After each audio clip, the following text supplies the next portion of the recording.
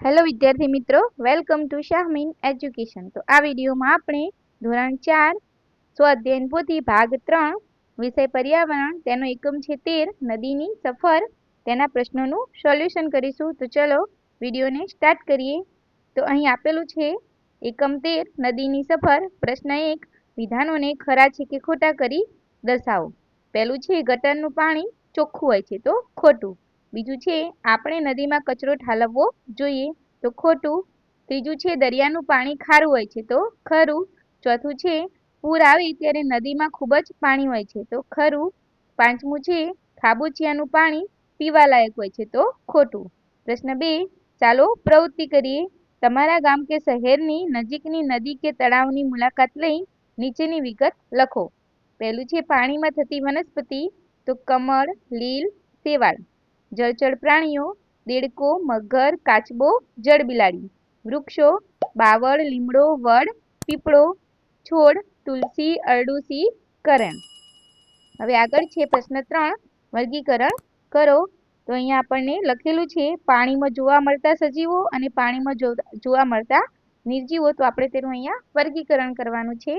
તો પાણીમાં જોવા મળતા સજીવો છે કાચબો, માછલી, બતક, મગર, શેવાળ। પાણીમાં જોવા મળતા નિર્જીવો છે કચરો, પ્લાસ્ટિક, હોડી, પથ્થર, રેતી અને લાકડું। આગળ પ્રશ્ન 4 છે પાણીનો રંગ ના બદલતી વસ્તુ પર ગોળ કરો અને રંગ બદલતી વસ્તુ પર ચોરસ કરો।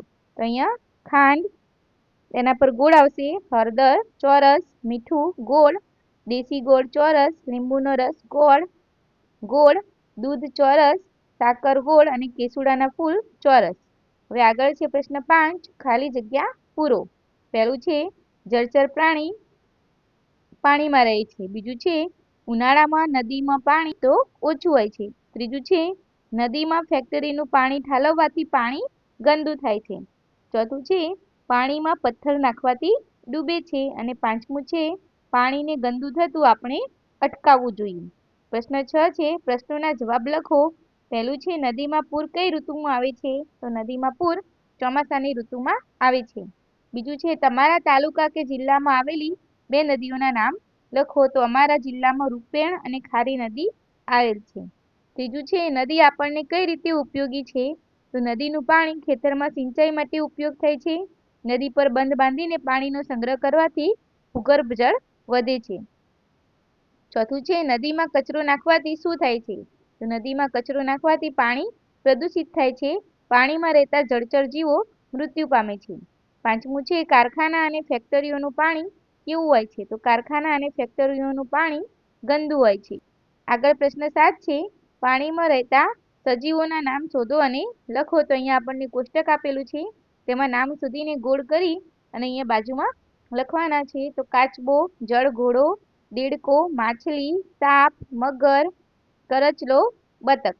હવે પ્રશ્ન 8 છે પ્રશ્નોના જવાબ લખો। પહેલું છે પાણી કઈ કઈ રીતે પ્રદૂષિત થાય છે તો પાણી ઘણી રીતે પ્રદૂષિત થાય છે। પાણીમાં કચરો ફેંકવાથી, ઢોરને નવડાવવાથી, ગટરનું ગંદુ પાણી ભળવાથી, મિલ કારખાનાના કેમિકલયુક્ત પાણી ભળવાથી, ખેતરમાં વપરાતા ખાતર અને જંતુનાશક દવાઓ વરસાદ સાથે પાણીમાં વહેવાથી, શહેરોના નાણાં સીધા નદીમાં મળવાથી, મૃત પ્રાણીઓ અને પૂજાનો સામાન નાખવાથી પાણી પ્રદૂષિત થાય છે।